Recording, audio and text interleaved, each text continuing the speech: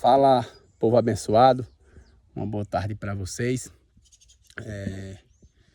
Eu estava aqui, pessoal, refletindo um pouco como é a vida do ser humano, né?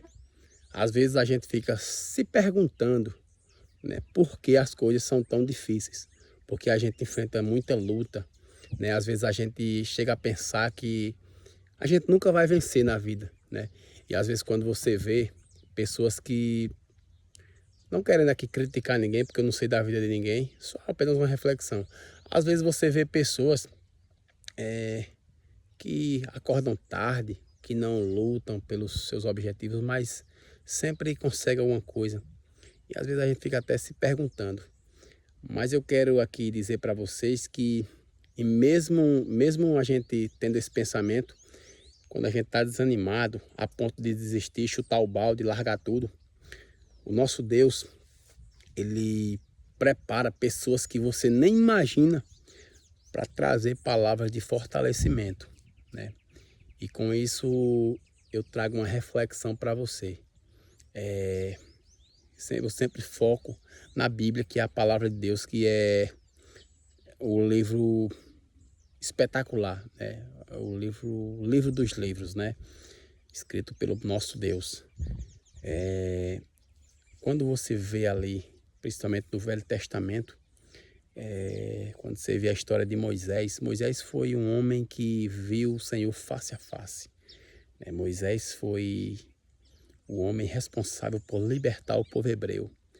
Moisés viveu coisas extraordinárias, mas antes disso Moisés teve que fugir da presença de Faraó. Mais à frente você vê a história de Davi. Davi, ele foi o homem segundo o coração de Deus, segundo a Bíblia. Davi, ele foi um homem que reinou por muitos anos em Israel, mas antes disso ele teve que fugir do próprio filho para não ser morto. Mais à frente a gente vê um homem chamado Daniel, que foi governador na Babilônia. Daniel foi um homem que teve visões, um homem que, espetacular, um grande homem segundo a Bíblia, um grande homem que vivia na presença de Deus, um homem que não tinha temor, ou que tinha temor a Deus e não temia ao homem. Mas antes de Daniel governar, ele foi jogado na cova dos leões e teve que enfrentar esse desafio. Então, pessoal, isso fica para nós, né? Antes que eu e você conquiste algo, o inimigo sempre vai se levantar, né?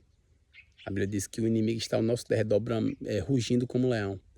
Mas Deus está ao nosso redor, né? O anjo do Senhor nos guarda, né? Ele nos protege.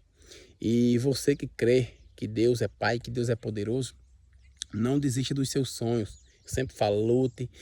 Ainda que pessoas venham desacreditar do seu trabalho, não baixe a cabeça, né?